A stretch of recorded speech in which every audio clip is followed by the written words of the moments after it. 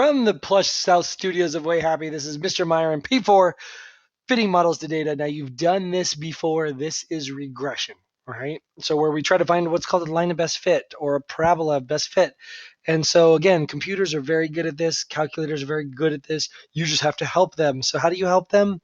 Well, piece of cake, right? We get a bunch of data, we put it in the computer or the calculator, and we have the calculator do the work. Um, this is an important part of math. I mean, a lot of science has been based on math models. The universe is a math model that we are that is seem to be working out really well. Gravity is a great math equation that seems to work really well, and so we don't know why it works so well. Really, it just does. It works well for modeling what's going on. So a lot of our universe, a lot of our surroundings can be explained with math, and that's kind of a neat thing. So we'll do something really simple. We'll do, you've probably heard the saying that you can tell how tall someone is by measuring their arm span. And so they stretch their arms out, you measure it, and then you measure how tall they are, and it's pretty darn close. And here's 28 people that had their arm spans measured and typed into the computer, and there they are, right? So what would you do? You'd go put all your X's in L1, in list one, you'd hit stat and edit, and in list one, put all the X's, and then stat, edit, list two, put all the Y's, and then you'll go to stat and calculate linear regression. Well, I'm going to do it on the computer. And so what I did was I actually copied all those numbers into Excel. I just put them in real quick because it was pretty fast. And then I selected all that and hit copy. And now I'll open up Desmos and I'm going to hit paste. Now I think this thing's a little grumpy with me when I try to hit paste. It doesn't like to. Here it is, Control V. And look what Desmos does. When you paste your list in, it plots them all and changes the window at the same time so you can see your data. I just think that is darn groovy. Then in an open box, which I'm glad I pasted into the second one instead of the first one. That was a mistake, but it works out well. You can then tell it. See the equation. I want the equation of a line of best fit. And what's the equation of a line? Y equals mx plus b, right?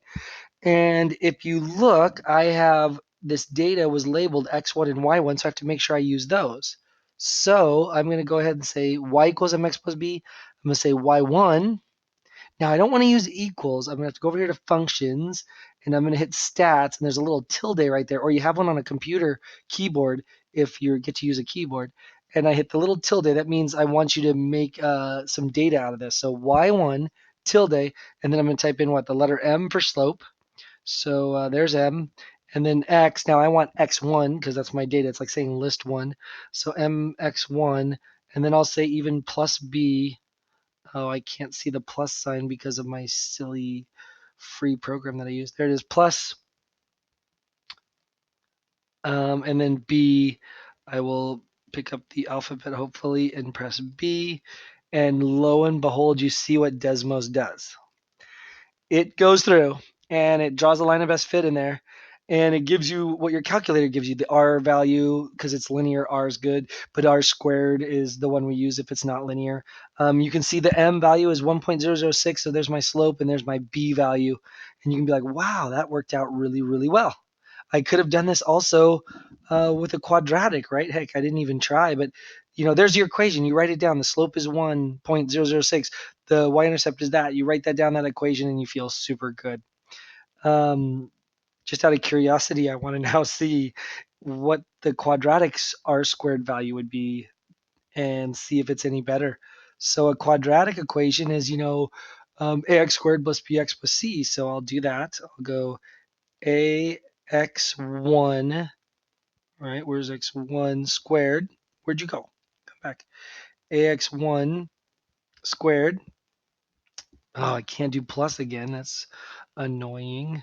Plus, and I'll do bx1 plus c, and the calculator or the Desmos will then go crazy on us and try to figure out a really nice thing. And what did it find out? It figured out that the r squared was 0.946. It gave me, look at that disgusting A value, that just the B value is pretty gross to see, but I could plug them all in and have a nice little parabola, which it doesn't even look like a parabola, but it tried, and it made a very nice parabola with an R squared of 0.946. So there you go. That's how you could do that. That's how you could model it. And we could do that with almost anything. I just did it with linear data. And what's cool about it is now that you have an equation, you could measure anyone's arm span and then plug it into your equation, and it would spit out their height. And I bet the two things would be pretty darn close because it actually looked pretty good. So that's why that's an interesting model, and one model might be better than the next. We'll have to decide on that when we do statistics. Um, you could even do this with trig. I thought it would be kind of fun to try to do a crazy one. So, for example, too, in the last example I did, it's average rainfall. So I went on to weather.com. I looked at the average rainfall in February. I figured would be the actual wettest month, and it was. It was 3 inches. So if I plot that, I'm like, all right, here's a month. I guess what would we call this? 0. And then here's a January, February, March, and April. Okay, January, February, it was 3 inches of rain is what we get on average in Livermore. And then in July, so that's month 7, 5, 6, 7, we get none, which is not a big surprise. But I would expect that to keep going over all the months, right? And so what I would expect is that, the rainfall kind of comes up, it hits its the highest, it comes back down. I guess I should have been down here first. And then it goes back up, and then it comes back down. And I would think that that's what the rainfall would do if you followed the months. And so that's a beautiful like sine or cosine graph. So I would use sine probably because it's just easiest. And I would say, all right, so what are all the parts of a sine graph? There's the amplitude, and then there's the sine, and then there's that period thing, and the x minus h, and then the k. That's the generic sine graph. I have these 2 points. There's some stuff I know though, like the highest it'll ever get is 3, and the lowest will be is 0. So that means my amplitude is right down the middle, or 1.5. So we know that that is 1.5. So I don't need the calculator to do that for me.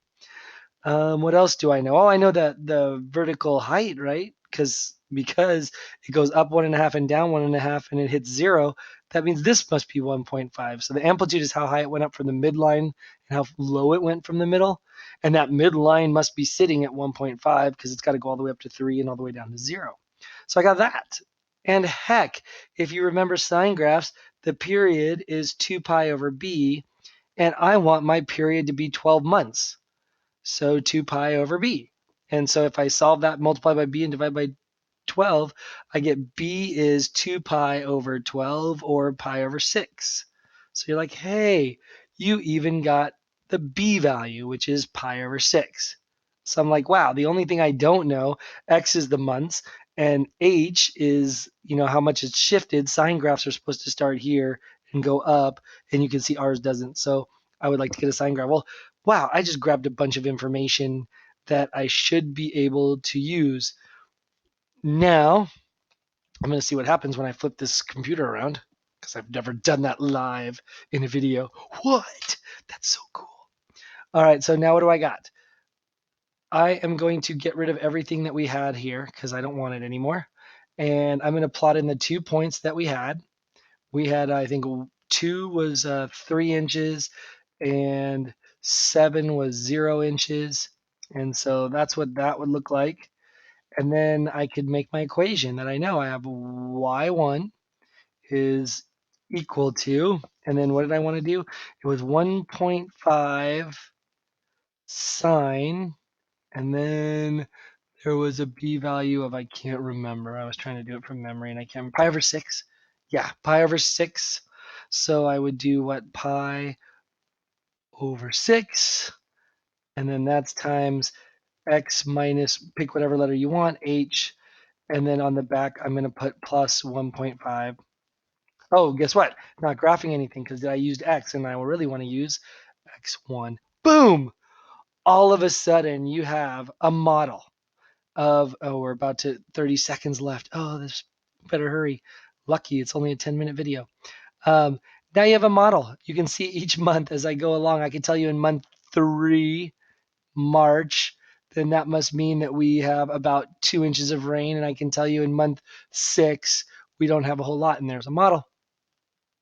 See you in 7 seconds. Have a good day. Stay out of trouble. Bye.